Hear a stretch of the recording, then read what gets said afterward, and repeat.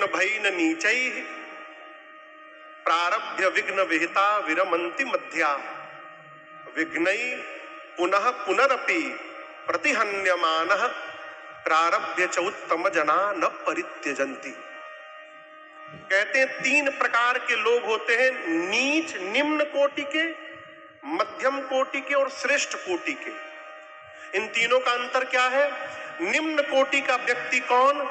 जो कोई भी कार्य इसलिए प्रारंभ नहीं करता है कि प्रारंभ करने के पहले सोच लेता है कि विघ्न आएगा। अभी काम शुरू नहीं किया, पहले ही विघ्न की कल्पना कर लिया और काम बंद कर दिया। निम्न कोटि का व्यक्ति। मध्यम कौन? कार्य प्रारंभ तो करता है, 1-2 बार विघ्न आता है तो बंद कर देता है। श्रेष्ठ व्यक्तित्व कौन है? एक बार जो कार्य प्रारंभ कर दिया, विघ्न के ऊपर विघ्न आवे, कितनी बार भी विघ्न आवे, जब तक पूर्ण नहीं करता तब तक छोड़ता नहीं। ये श्रेष्ठ व्यक्तित्व का लक्षण होता है। थॉमस एडिसन श्रेष्ठ व्यक्तित्व थे, 1000 बार फेल होने के बाद भी नहीं छोड़ा उन्होंने। अंत में उनकी देन है कि इस लाइट में हम और आप बैठ के कथा गा रहे। प्रसन्न मन से कार्य करिए हो है। जब राजन राम जी की कथा गा सकता है तो धरती पर कुछ भी असंभव नहीं है।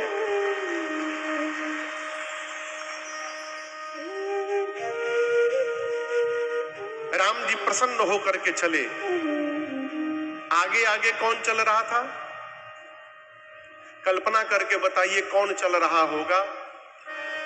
गुरुदेव भगवान विश्वामित्र जी, राम जी, राम जी के पीछे लक्ष्मण जी, तीनों लोग चल रहे। कभी भी बड़े के बराबर में नहीं चलना चाहिए, मर्यादा है, थोड़ा पीछे चलना चाहिए। मैं अपनी एक बात बताऊं भैया, बहुत पहले की बात है। पूज्य महाराज के साथ गुजरात में गया था, 10 दिन का प्रवास था, तो ठंड बड़ा वाला सूटकेस लेकर गया था मैं। तो एक घर में हम लोग गए। मेरी यात्रा प्रारंभिक यात्रा थी, कथा यात्रा की। तो जिसके घर में गए तो उन्होंने कहा कि गुरुवे जी इतना बड़ चेहरा हो कि सूटकेस बा। अब ये बात तो वो विनोद में बोले, लेकिन मुझे लग गई। उसके बाद से लेकर अब तक जब भी मैं महाराष्ट्र को तो छोटे सूटकेस लेकर के जाता हूं, बड़का नहीं। क्यों?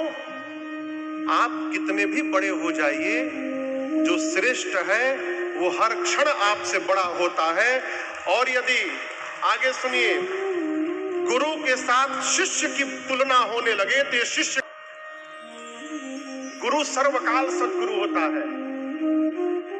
अपनी ओर से ऐसा व्यवहार बना के रखना चाहिए कि बड़े और छोटे का अंतर दिखाई पड़े। बराबरी नहीं करनी चाहिए, दुर्भाग्य है। राम जी विश्वामित्र जी से पीछे चल रहे। राम जी के पीछे कौन चल रहा है? अचानक चलते चलते राम जी का स्थान पर रुक गए। विश्वामित्र जी को पता नहीं, वो आगे चले जा रहे हैं। लक्ष्मण जी दौड़कर राम जी से आगे गए, जाकर बोले गुरुदेव भैया खड़े हैं वहां पर। विश्वामित्र जी आकर बोले क्या हुआ राघव? दिशा की ओर उंगली उठाकर बोले गुरुदेव, ऋषि आश्रम सी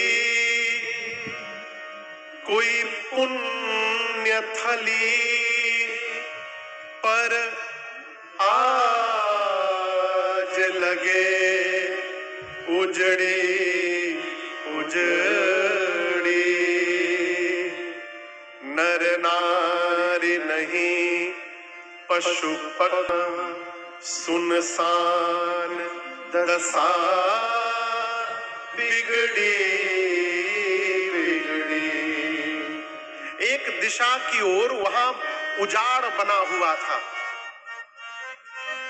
राम जी हाथ से इशारा करके बोले गुरुदेव इस स्थान को देख करके मेरे हृदय में एक भाव आ रहा है, ऐसा इस स्थान के ऊर्जा, इस स्थान के परमाणु बता रहे हैं कि यहां पर पहले कभी किसी ऋषि। विश्वामित्र जी बोले सुहावन तो नहीं दिख रहा है, उजाड़ बना हुआ है। राम जी बोले सुहावन नहीं है लेकिन पावन है ये, इसकी पवित्रता बता रही है कि यहाँ ऋषि मुनि रहे होंगे पहले। यदि यहाँ पर किसी मुनि का आश्रम था गुरुदेव, तो आज ये दशा क्यों बनी है? न कोई नर, न कोई नारी, न कोई पशु, न कोई पक्षी, वृक्ष सूखे हैं, लताओं में ये स्थान के बीच में ये शिला कैसी रखी हुई है? शिला, वो शिला कौन थी पता है आप लोग को? बोलिए। अहल्या नहीं, मां अहल्या, माई है वो। माई बाप के नाम आदर से लेना चाहिए। मां अहल्या थी, शिला की बनी थी वो। जैसे राम जी ने पूछा, विश्वामित्र जी ने सब बताया, सकल कथा मुनि कहा देखे। कौन सी कथा कही? गोस्वामी जी लिखे नहीं, केवल इतने लिखे कि विश्वामित्र जी ने सब कथा सुना दी। कौन सी कथा सुना दी? बताने वाले विश्वामित्र जी जाने और सुनने वाले राम जी जाने। गोस्वामी तुलसीदास जी इस कथा को यहाँ छिपा गए। इसे कौन कौन वो कथा जानता है कि जिसके कारण अहिल्या जी को श्राप मिला? हम वो जानते हैं। तो क्या गोस्वामी तुलसीदास जी नहीं जानते थे? बोलिए। तो क्यों नहीं लिखे? इसलिए नहीं लिखे कि जिस बात से किसी के चरित्र में दाग दिखाई देने लगे, उस बात को समाज में नहीं कहना चाहिए, वहां मौन हो जाना चाहिए। गोस्वामी जी ने छिपा दिया पूरा कि मां अहल्या से क्या भूल हुई थी। केवल इतना कहा कि उन गौतम ऋषि, उनके पति ने श्राप देकर उनको पत्थर का बना दिया। गौतम नारी श्राप बस उपल देह धरि धीर। उपल यानी पत्थर, पत्थर का शरीर धारण करके धीरज से यहाँ बैठी है, युगों से बैठी है। राम जी बोले क्यों बैठी है? चरण कमल रज चाहते, अस्तु हे राघव कृपा करहु। विश्वामित्र जी बोले राम, आपके चरण में जो धूल लगा है, रज है, उसी रज के स्पर्श होने से इनके श्राप से इनको मुक्ति मिल जाएगी, ये फिर से वापस चैतन्य हो जाएंगे। और उसी चरण धूल के लिए ये युगों से बैठी है। राम कृपा करिए ना। क्या राम क्यों बैठी है? राम जी को नहीं पता था कि मेरे धूल के लिए बैठी है। राम जी आते और सीधे स्पर्श करा देते, इतना इतना घुमाए क्यों? यहां समझिएगा, पहली बात,